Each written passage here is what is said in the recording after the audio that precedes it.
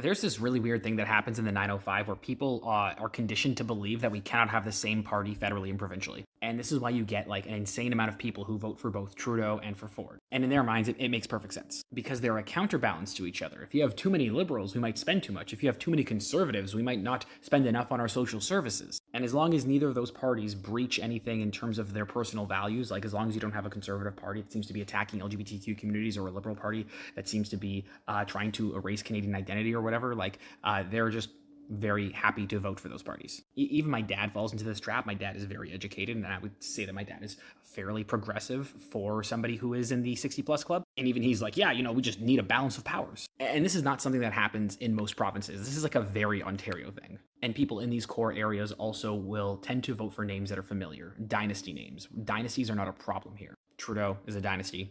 Ford is a dynasty. I think because the 905 is a very homogenized area and people move between towns pretty freely, and so we view this entire area where 10 million people live as just one giant megacity in Ontario. I think because of that, it's a lot harder for grassroots politicians or movements to actually take form, which then leads to people reverting to the norm, reverting to the mean, and just voting for what's easy. I don't know, maybe I'm wrong. If somebody else has a different opinion, leave it in the comments down below.